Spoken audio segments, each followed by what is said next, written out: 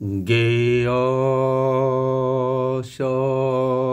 nitto sangnasi yono disti no kankoti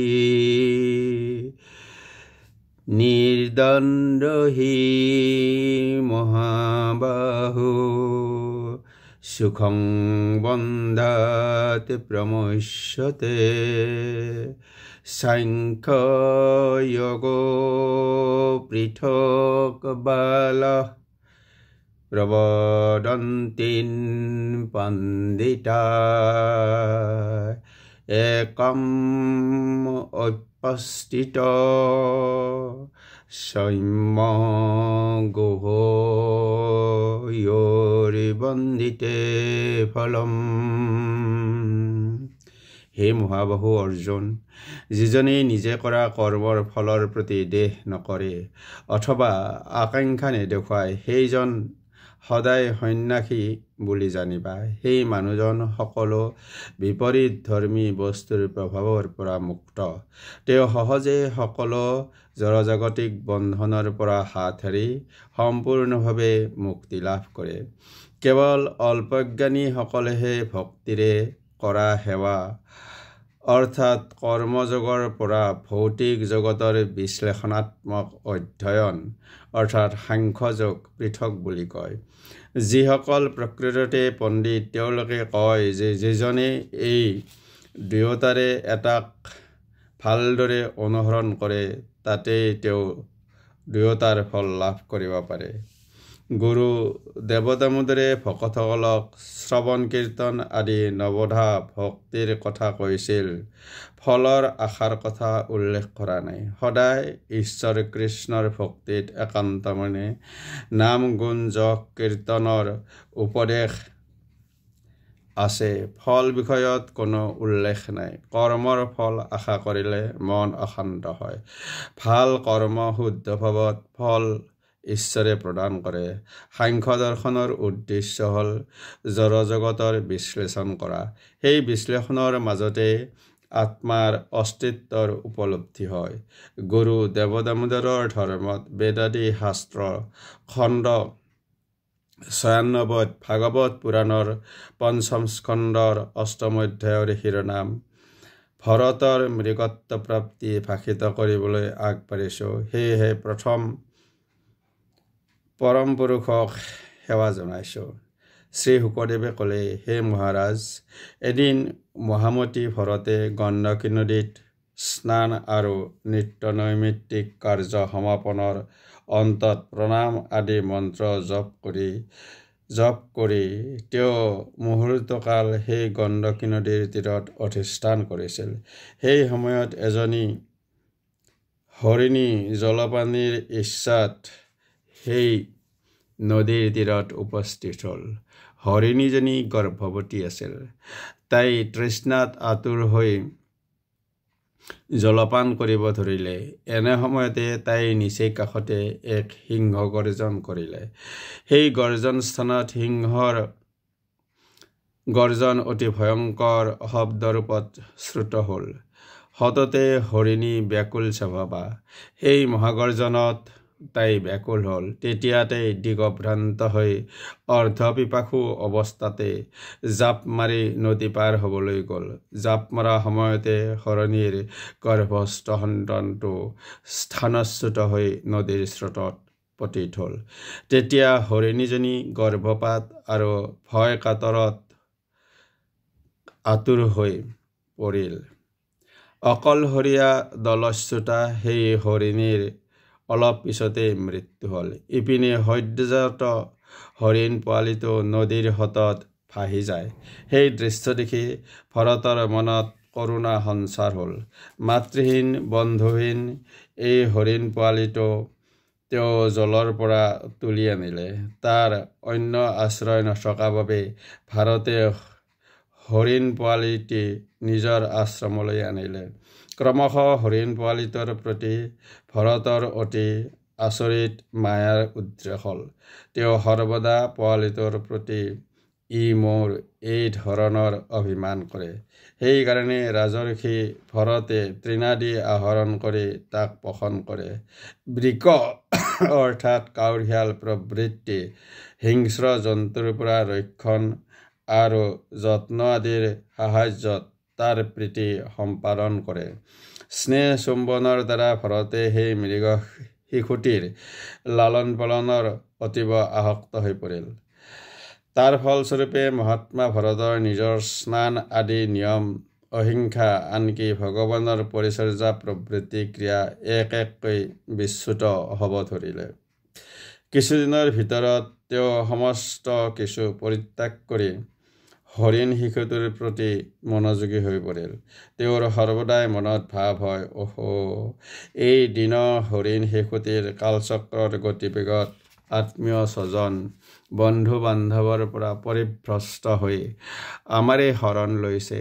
আমিয়ে ইয়াৰ একমাত্ৰ আশ্ৰয়, আমিয়ে ইয়াৰ পিতা মাতা ভাতা জ্ঞাতি আৰু স্বজন।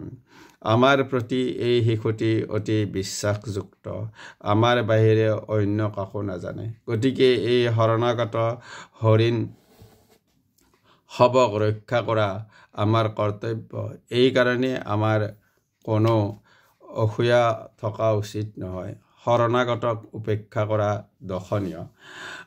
দীনবন্ধু নিবৃত্তিপৰায়ণ আৰ্যসাধুবৃন্দ এনে অৱস্থাত নিজৰ গুৰুতৰ স্বাৰ্থত সকলোৰে প্ৰতি নিশ্চয় উপেক্ষা কৰি থাকে। ৰাজৰ্ষি ভৰত এই প্ৰকাৰে আসক্তযুক্ত হোৱাত উপবেশন, শয়ন, ভ্ৰমণ, অৱস্থান আৰু আহাৰ আদি মৃগ শিশুৰ সৈতে নিবিড় স্নেহ বন্ধনত আবদ্ধ হ'ল। ভৰতে কুশ, পুষ্প, যজ্ঞকাষ্ঠ, পত্ৰ, ফল মূল আৰু জল অনাৰ নিমিত্তে বনৰ ভিতৰত যাব লগা হয়। তেতিয়া তেওঁ সেই মৃগ শিশুটিক লগত লৈ যায়, কাৰণ কাউৰীশাল, কুকুৰ আদিয়ে আক্ৰমণ কৰিব পাৰে, এনে আশংকা ভৰতৰ ঘনীভূত হৈ থাকে। হৰিণ শিশুটিৰ প্ৰতি ভৰতৰ হৃদয় স্নেহেৰে পৰিপূৰ্ণ হৈছিল। বনপথত যাওঁতে কণ্টক বা খলাবমা পথ পালে ভৰতে হৰিণ পোৱালিটোক কোলাত তুলি লৈ আগবাঢ়ে। পোৱালিটোক আদৰ যত্ন কৰি ভৰতে আনন্দ লভে। আনকি নিজ কাৰ্য ভগৱত পৰিচৰ্যা আৰম্ভ কৰিও অসমাপ্ত অৱস্থাত ৰাখি মাজে মাজে আহি হৰিণ পোৱালিটোক চাই যায়। তাক দেখি সুস্থ মনে আশীৰ্বাদ প্ৰাৰ্থনা কৰে, হে বৎস, তোমাৰ কল্যাণ হওক। দৈৱবশতঃ তাক দেখা নাপায় ধৰ্ম বিনাশত কৃপণ ব্যক্তিয়ে যিমান কাতৰ হয়, তেনেকৈ ভৰত অতি উদ্বিগ্ন হৈ পৰে। তেতিয়া ভৰতে হৰিণ পোৱালিৰ বিচ্ছেদৰ আশংকাত কাতৰ হৈ পৰে। অনুশোচনা কৰি কৰি ক'লে, হায় হায়, এই মাতৃহীন হৰিণ শিশুটি অতি দীন, অতি দুৰ্ভগীয়া, অনাৰ্য। আমাৰ চিত্ত ধূৰ্ত, কিৰাতৰ সদৃশ, প্ৰবঞ্চনাময় হৃদয়। এই অৱস্থাত হৰিণ শিশুটো আমাৰ ওচৰলৈ উভতি আহিবনে? হৰিণ পোৱালিটো অতি সুজন, তাৰ শুদ্ধ চিত্তেৰে আমাৰ অপৰাধ মাৰ্জনা কৰি পুনৰ উভতি আহিবনে? দেৱতাসকলে সুৰক্ষা দিয়া এই হৰিণ শিশুটো হঠাৎ আমাৰ ওচৰলৈ আহিবনে? এই আশ্ৰমৰ উপবনত সুকোমল তৃণৰাশি ভক্ষণৰত অৱস্থাত তাক আকৌ দেখা পামনে? কোনো হিংস্ৰ জন্তুই তাক ভক্ষণ কৰা নাইতো। যি সূৰ্যোদয়ত জগতৰ কল্যাণ সাধিত হয়, সেই সূৰ্য এতিয়া অস্তাচলত গমন কৰিছে। হায় হায়, সেই মৃত হৰিণী আনৰ হাতত জমা থোৱা ধনটি এতিয়াও আমাৰ ওচৰলৈ উভতি নাহিল। সেই হৰিণ শিশুটো আকৌ উভতি আহি আমাক সুখী কৰিবনে? আমিতো একো পুণ্য কৰা নাই, আমাৰ ভাগ্যত এনে হ'বনে? খেলাৰ সময়ত আমি সমাধিৰ অভিনয় কৰি নয়ন পতা বন্ধ কৰি ৰাখিলে সি প্ৰণয় কোপত মাজে মাজে আহি জলকণাৰ দৰে সুকোমল শৃংগৰে আমাক স্পৰ্শ কৰে।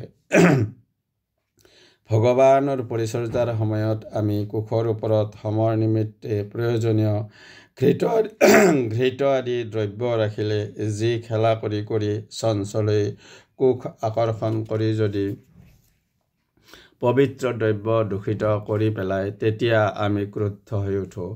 আমাৰ বিৰক্তিস্বৰত কি কৰিলে বুলি কোৱা শুনিলে সি ভীত হৈ ঋষি কুমাৰসকলৰ দৰে নিশ্চল হৈ থাকে।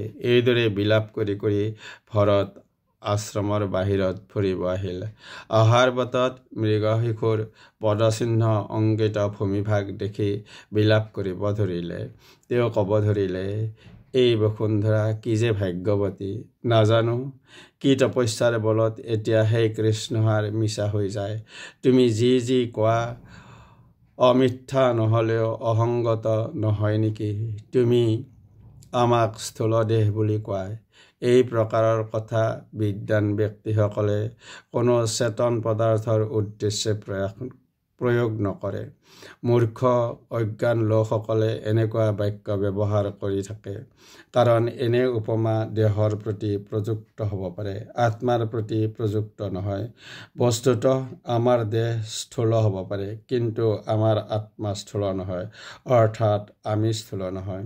হে মহাৰাজ, দেহ অভিমান লৈ যাৰ জন্ম হয়, তেওঁৰ স্থূলত্ব, কৃশত্ব, ব্যাধি নহয়। মনপীড়া, ক্ষুধা, তৃষ্ণা, ভয়, কলহ, ইচ্ছা, জৰা, নিদ্ৰা, আসক্তি, ক্ৰোধ, অহংকাৰ, গৰ্ব আৰু সদক অৰ্থাৎ উভতাই দিয়া কাৰ্য সম্ভৱ। কিন্তু দেহ অভিমান নথকাৰ কাৰণে আমাৰ স্থূলত্ব আদি একোৱেই নাই।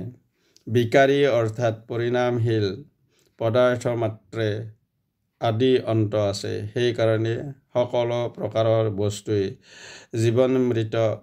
জীৱন অমৃত বুলি অনুভূত নহয়। আকৌ এই যে ক'লা স্বামী বা প্ৰভুৰ আদেশ অমান্য কৰিছা, সেই সম্বন্ধেও আমাৰ বক্তব্য আছে। হে মান্যবৰ, যি স্থানত স্বাৰ্থভাৱ অৰ্থাৎ প্ৰভুভিত্তৰ সম্পৰ্ক চিৰস্থায়ী হয়, একমাত্ৰ তেনে ক্ষেত্ৰতেই আদেশ আৰু তাৰে অনুৰূপ কৰ্ম স্থিৰ কৰি থাকিব পাৰে। কিন্তু তোমাৰ এই ৰাজ অধিকাৰ চিৰস্থায়ী নহয়। যদি তুমি ৰাজ্যভ্ৰষ্ট হোৱা, আমি ৰাজা হৈ প্ৰভু ভৃত্যৰ সম্বন্ধৰো বিপৰ্যয় ঘটাব পাৰোঁ। ভৰতে অলপ সময় ৰৈ পুনৰ কয়, অৱশ্যে তুমি ক'ব পাৰা, যিমান দিন ৰাজত্ব আছে সিমান দিন তুমি আমাৰ প্ৰভু।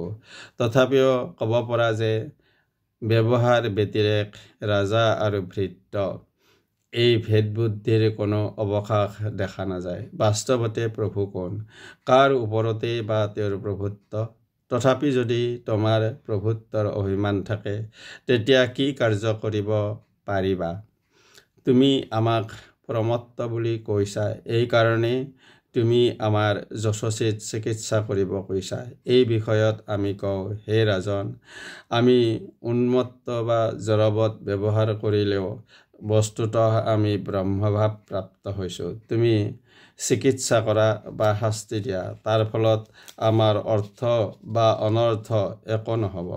আৰু তোমাৰ কথাৰ সুৰতে ক'ব পাৰোঁ যে যদি আমি জড় বা প্ৰমত্ত হৈ থাকোঁ, তথাপি তোমাৰ দণ্ড বা শিক্ষা দান ব্যৰ্থ হ'ব। কাৰণ প্ৰমত্ত বা জড় ব্যক্তিক শিক্ষাৰ দ্বাৰা কৰ্মৱতো কৰা সম্ভৱ নহয়। শুকদেৱে ক'লে, হে ৰাজন, সেই উপশমশীল ভৰতে এইদৰে ৰজাৰ তিৰস্কাৰ উত্তৰ তেওঁক এনেকৈ উত্তৰ দিলে। উত্তৰ দিয়াৰ পিছত পুনৰ প্ৰবন্ধ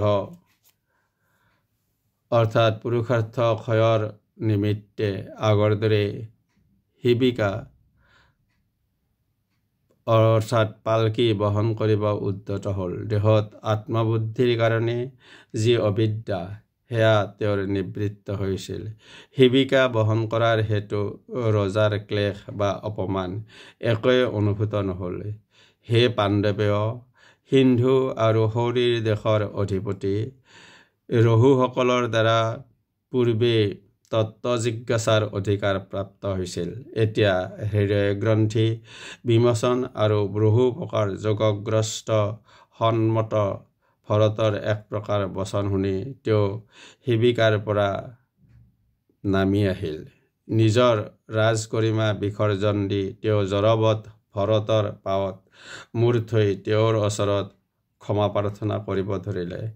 নৃপতি ৰহুসকলে ক'ব ধৰিলে, হে দেৱ, আপুনি যজ্ঞ সূত্ৰ ধাৰণ কৰিছে, গতিকে আপুনি ব্ৰাহ্মণ। ইমান গূঢ়ভাৱত কিয় বিচৰণ কৰিছে? দত্তাত্ৰেয় প্ৰভৃতি অবোধত সকলৰ আপুনি কোন? হে দেৱ, আপুনি কাৰ সন্তান?